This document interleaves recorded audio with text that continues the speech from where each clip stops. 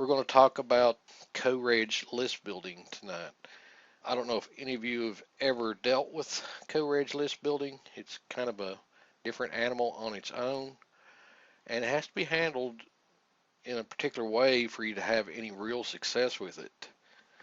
So that's what our topic is for tonight, is a Co-Reg list building system, how you can safely and effectively use Co-Reg to build your list. Now, over the years, Co-Reg has been around for a long time, and over the years, it's really gotten a bad rep, and it's gotten a bad rep because of people that just do not know how to handle a Co-Reg system and Co-Reg leads that you get from a Co-Reg system. Even myself, when I first started working online, I didn't know how to deal with Co-Reg lists, and I made the same mistake I guess most people make. I got a list of leads from a Co-Reg provider, stuck them into my Outlook Express, and just started mailing away to them, thinking, that's what you were supposed to do.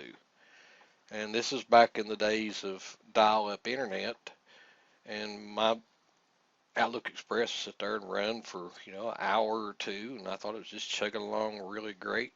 Thought it was doing what it's supposed to be doing, which it was. It was sending out the emails. After about an hour or so, I got disconnected from the internet. And next thing I knew, just almost immediately, as soon as I got disconnected, here come a phone call from my ISP. He wanted to know what the heck I was doing. Why was I sending out so many emails that all of them were bouncing? Well, maybe not all of them, but the majority of them were bouncing. So they let me know pretty quick, that's not the thing you're supposed to be doing. And that's where most people, they get started with Co-Reg. That's what they try to do. They try to stick them into either their personal email program that they use, or they try to upload them into their autoresponder system or their autoresponder service if they have one, or they get some sort of a mailing script and load all those emails into it and just start flailing away at it, sending emails. And that's where most people get, disheartened with it and think that, Co-Reg is just not anything that's going to be successful, and it's going to be harmful to your business, which it really can be harmful in a way, especially if you're loaded up an autoresponder script on your web host and you're using them to send out those emails. You can easily get your hosting account banned or blocked, and get lots of spam complaints. And again, if you try to use your personal email program, you can get complaints from your ISP for doing the same thing. So what we're going to talk about tonight is the right way how you should be using Co-Reg and how you can have success with it. Now I want to preface this by saying that Co-Reg list building is not the same procedure as you would with regular list building. You're not going to see immediate results. You're not going to see quick results. Yes, you're going to have a great big huge list of email addresses and contact information to work with, really quickly, depending on where you get your list from. You're going to have a big huge list to work with right off the bat. But it's not going to be something that you can just plug right in and start sending out promos, about your business or your products or services. You've got to handle these leads a little bit differently and try to warm them up to you before you can start trying to persuade them to purchase anything from you. And that's where most people make the big mistake right off the bat, is they start immediately trying to sell them something right off the bat, and then immediately they start getting, tons and tons of spam complaints. And next thing you know, either their autoresponder service is shutting down their account, or their hosting company is suspending their hosting account, what have you. So that's what we're going to try to do tonight, is explain, and this is going to be a brief presentation. I can't go into every single thing about it in this call tonight. And the reason why I want to go through this is because of a couple of things that are happening next week that I will tell you about after we get through this presentation. There's a couple of things I want you to be aware of that's going to be happening next week. So, for those people that are new to Co-Reg, what is co-registration, shortened for Co-Reg? Co-registration is where a list builder or a website or a service generates a list of names and email addresses and contact information, and then they resell that information to other people that are looking to buy, leads in, a particular targeted sector of a niche or what have you. And there's a couple different ways that you can get co-registration leads. One, and this is probably the most familiar that we've all seen, is that when you go to a website and request a free offer, that after you've requested that free offer, you'll get sent to a page that says, hey, since you were interested in this, here's a few other things that you might be interested in. They'll have either images or a little check box that you can click, that if you're interested in them, you click it, you highlight those, and you click submit, and you're automatically sent to those offers as well. Now that's one way of doing it, and that's the most common way people do build co-reg leads, is with a system like that. Now I don't know how many of you remember it, but GetResponse up until about 2 years ago used to have that same system. They had a service they called Get Leads. And basically what happened is you would pay GetResponse anywhere from 30 cents to 80 cents per lead that they would add to your autoresponder account that you had with GetResponse. And how it worked is when you subscribe to somebody's list on GetResponse, you're automatically sent to a thank you page that had that same list like I was talking about, that would have a list of other newsletters and mailing lists that you could join, that all you do is put a check mark in them and click submit, and then you will automatically get whatever it is they were offering as their lead magnet. Now they quit doing that. They don't no longer offer that service, but that was a great example. And how GetResponse handled it was really two different phases. One was when you opted into a mailing list, they would show you that page. But then another is when you went to unsubscribe from a mailing list that you were on, they would show that page to you again.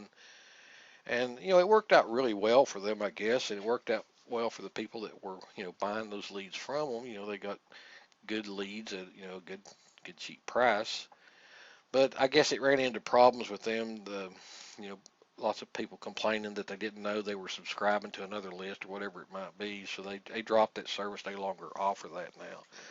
But that's typically how most people handle generation of co-registration leads, is by showing them multiple offers and giving the person the option to select which ones they want to receive, and then they get added to somebody else's list.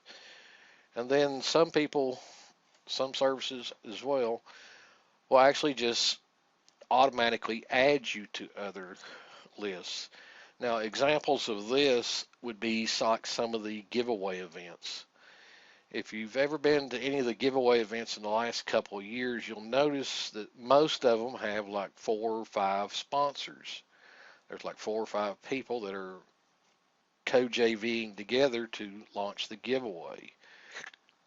The giveaway scripts these days are set up to handle, 4 to 5 hosts of a giveaway event. And what happens is when you decide to join a giveaway event, you're automatically added to the other co-hosts mailing list at the same time. You're not even offered the option to select if you want to or not. You're just automatically added to them. That's kind of a sneaky way of building a co-registration list. And sadly, that's how a lot of them are built these days, is through that same premise. One other great example of this is if you go into Google and you search for something, it comes up to one of those download sites, and on that download page for whatever it is you're just wanting to download or get free information on, you'll see all kinds of download links on that page, and you're not really sure which one you should be clicking to actually get the thing that you were wanting to download or to get the information that you were after. And a lot of them are set up so it doesn't matter which one you click on, that you're going to be submitting your information to several different people that have paid to gather co-registration leads from their website. So that's another way that people generate co-registration leads. Now, a third way is by joining programs and systems that are for the most part, MLM or network marketing type schemes. And what those people do is they'll generate the list of people that have subscribed to their service, probably got the free opt-in, the free portion of their product or service that they're offering. They will generate that list of leads and then resell that list of leads as a package to other people that are interested in buying, targeted leads from people that are interested in MLM and network marketing and BizOp type leads. So that's the three ways that most people generate co-registration leads. Now, how you obtain these leads yourself, if you were wanting to get leads like this, is through a co-reg list provider that will actually sell you a list of leads at a particular price. Now, if you run across somebody that's selling co-reg leads, there's a good indication if you're dealing with somebody that's reputable and has a good list, pretty much by the price they're charging from them. If you're getting a super real good bargain on leads, and they've just automatically generated that list from people that didn't know that they were actually subscribing to a service that was actually going to add their name and email address to a list and then resell it later down the road. The good co-registration leads providers will charge quite a bit for their leads if they are high quality and have been vetted that the people are really interested in, that type of offers that they're subscribing for. Again, a good example of that is if you find somebody that's selling, say, 500 or 1,000 co-reg leads for $5 to $20, then that's pretty much it's just an auto-generated list from people that have subscribed, requested a free offer and just been automatically added to a list that somebody's planning on reselling. A good co-registration leads provider like Nextmark will charge anywhere from $1 to an average of $5 per lead, but they have vetted those leads in that they've actually sent them through a survey process to make sure that they are interested in a particular niche and a particular type of offer, and they will take those leads and they will only sell them to just a select few people. In other words, they aren't sold in masses like a lot of them are.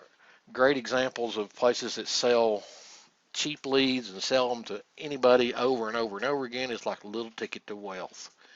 That's a place where you can go and you can get a subscription from them, and every single week they'll send you 2,000, 5,000 leads a week. Those leads are generated from other network marketing programs that the people, when they signed up, they were automatically added to a list that's going to be resold. So that's how co-registration works and how you would get those leads. So what's the best way to use these co-reg leads that you get? How should you handle these and get the most use out of them?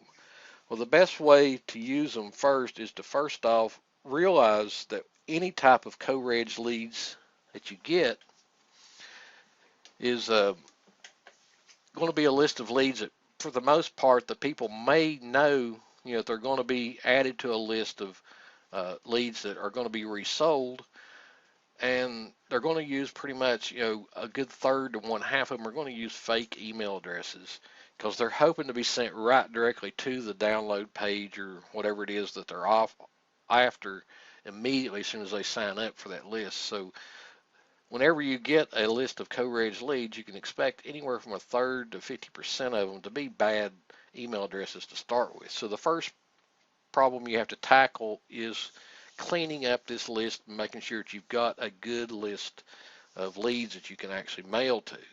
Now, there's a couple of different ways of doing this. There are services out on the internet that you can upload a list to, and they will actually go through and verify which email addresses are valid and not just fake throwaway emails or spam traps. Then there's software programs that you can buy that will do the same thing. Kevin Fahey just released one about 3 or 4 months ago that will actually do that for you. And then there's actually autoresponder services that will let you upload purchase lists of co-reg leads that they will initially first clean the list for you and then load the clean list of leads back into your autoresponder account that you have with them. So when you send them emails, you're at least sending out to real emails and not fake emails and spam traps. So that's the best way to use them to start with, is to clean the list and make sure that you've got a list of good leads. Now, I talked about, a lot of people when they first get a list of leads, they think the best thing they can do is to fire up some sort of a script on their hosting account or install some sort of an autoresponder and just load those leads in and start mailing them. Two things are going to happen if you do it that way. One is, like I said, 1/3 to 50% of them are going to be undeliverable, which is going to get your IP address that your hosting account is on a blacklist so that none of your emails will ever be delivered. Two, if you're on a shared hosting account, you're going to get complaints from your hosting account that you're causing problems with their mail server, and they will ban and suspend your account. So the best way to handle Co-Reg leads to start with is to use, a quality list cleaning service, or to get a real program that will actually verify the leads. Now, there's cheap programs you can get out there that will try to verify the leads that will do a fairly decent job. But the really cheap programs that you get, for $5 or $10, or some of them are even free. I've even seen free ones. They can't clean the lists like they need to be cleaned before you would actually start trying to load them into an autoresponder and start mailing them. So again, when it comes to cleaning the list, you want to use, a reputable professional service. And there's places out there where you can get this done for, like a penny per email. If you upload a list of 1,000 emails, they'll charge you $10 to clean that list for you. And you'll come back, they'll give you, on the average, anywhere from 500 to 600 cleaned leads from that list that you gave them out of 1,000. So once you've got a list of leads that's been cleaned, that you have a really good chance of their email addresses being real, and that they're going to that the emails you send them are going to end up in an inbox, what's the best way of developing these Co-Reg leads list and getting a response out of them? Well, the first thing you want to do is have an autoresponder series set up that will start sending them emails that are pure content. You don't want to start off with a list of Co-Reg leads that you're automatically going to start trying to sell them something or redirect them to an offer. Another good way to handle this is, if you don't want to develop, a long autoresponder list just to try to clean the list and make sure that you've got valid people on your list, is to send out an email trying to redirect them to another opt-in page, which would actually qualify them as a good lead. And if they don't ever respond to that, then you can just delete the rest of that list, because they're not ever going to open the rest of your emails. That's the two different ways you can do it. And the recommended way is to develop, a good 30 to 40 day autoresponder campaign that offers them really good quality content, just trying to get them to open and read your emails before you start trying to offer to send them to any kind of product offers or services that you might be trying to sell. Now, this is what you don't want to do with your Co-Reg leads to start with, and we've talked about this a little bit already, in that you don't want to start out blast them with offers and ads right off the bat. What you want to do with these leads, like I said, is to try to develop, first off, that you've got a good lead on your leads list that is actually going to be responsive and open emails. So you want to, in your first few emails, and you don't want to send out emails too quickly either to Co-Reg. So that's another thing that will turn them off and get them to possibly file spam complaints, is if you start emailing them too often, too much. With Co-Reg leads, like I said, you have to handle them a little differently, in that you really want to try to space out your emails and just try to get them familiar with seeing your name in their inbox, and hopefully with your subject lines, get them to open your emails and start reading the emails that have your content in them. So if you start off with, to start blasting away, trying to sell them links to affiliate offers or products that you're selling, immediately they're going to get a bad reputation with you, and they're not going to pay any attention to your emails that you send, and they're either going to unsubscribe right off the bat, or they're going to send in spam complaints that that you just all of a sudden out of the blue got them on your mailing list, and you're just spamming offers to them one after another. So what you don't want to do is, first off, load up these leads without cleaning them. And then you don't want to start out right off the bat trying to email them offers and products and services. You want to try to generate some sort of a response from them, getting them to at least be recognizable with your email address showing up in their inbox, and with your subject lines, getting them to opening up your emails. And like I said, from there, after you've sent them several emails, 30 to 40 days worth, one or two per week at the most. After that, you can start trying to, warm them up with offers that you might want to sell them. And again, another way of handling it, if you don't want to go through that and you want to try to speed it up just a little bit, is just to send them one or two emails asking them to check out your other opt-in pages and see if they're interested in going to that and joining your other autoresponder list that's already set up with another campaign. You can handle it one of either way, and it works just as well. With the second way, you actually get to go through the leads quicker and make sure that you've got actually responsive leads. The first way, it takes a little longer, but you're going to develop a better relationship with them, and that when they do decide to join your other mailing list, that they are going to be more responsive at that point because they're already used to the type of emails that you're going to be sending them.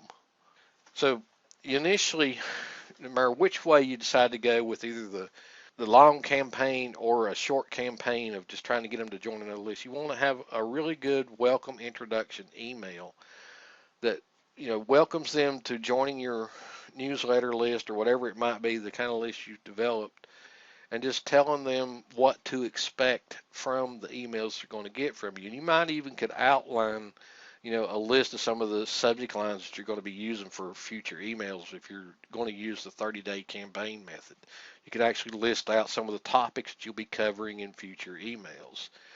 But you want to make sure that if you do decide to go with the 30-day campaign, that you're going to send in quality content for at least 30 days minimum before you try to sell them anything. Now, it's okay during this 30 days if you want to try to sidestep them, get them over onto another mailing list. That's okay, but you don't really want to do that too quickly either, in that, you're sending them to something that it's obviously something that they're going to have to purchase. If you do want to use the shorter method of just sending out one or two emails, try to qualify them quicker, you want to make sure that the offer page that you send them to, the opt-in page, is definitely something they can tell right off the bat is going to be a good free product that they may want, something that it's going to be of extreme value for them. In other words, you want to have a really high quality lead magnet if you're going to use the shorter method of trying to get them over onto another list. You don't want to send them to what they call a blind ad copy squeeze page, where it just gives a fantastic subject headline but then doesn't really tell them what they're going to get. So it's crucial that the very first email that you send them does have the information about what you're going to be emailing them about. Even if it is you're going to use the shorter campaign, your first email needs to be an introduction to you and the type of emails you're going to send them, even if it is the shorter campaign. But for the best results, it's better to use a 30-day campaign with these Co-Reg leads and try to warm them up to you before you try to send them off to any kind of other offers. Now, one of the things you've got to realize that when you're dealing with Co-Reg leads, you're going to get spam complaints. There's no way around it because people just forget that they requested something, and they will send in a spam complaint saying they didn't know how they got on your list. And it even happens in regular list building. At least 3 to 5 times a month, I'll have somebody unsubscribe from one of my mailing lists, and then in the comments, I usually have comments turned on that ask why they're unsubscribing. At least 3 to 5 times a month, I'll have somebody put in, I don't know how I got on your list, I'm just getting nothing but offers, something to that effect. And basically what it amounts to, somebody just forgot that they requested one of the lead magnets that I was offering, and they forgot that they were added to a list. So dealing with Co-Reg, though, you're going to get a lot more of those types of complaints. And that's why it's really crucial to clean the list that you have before you ever start trying to mail them. If you start using the list just as it is, you're going to get 3 to 4 times as many spam complaints right off the bat.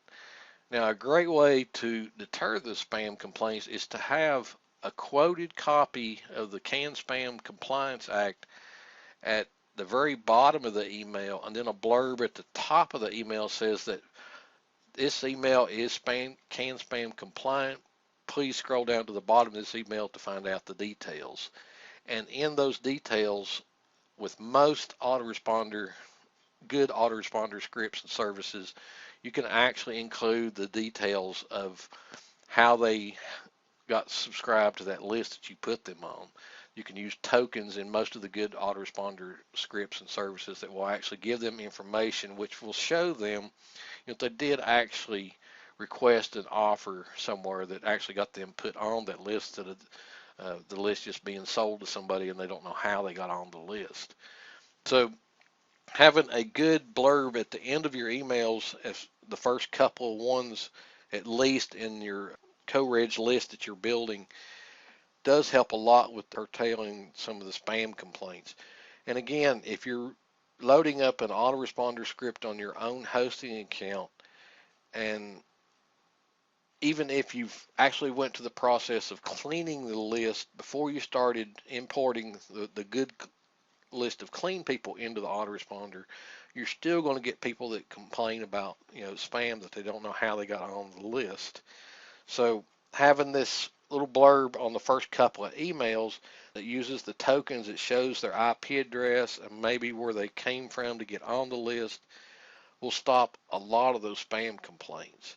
Now, the Can Spam Act's been in force since 2004, and just recently, year before last, Canada came up with their own Can Spam Act.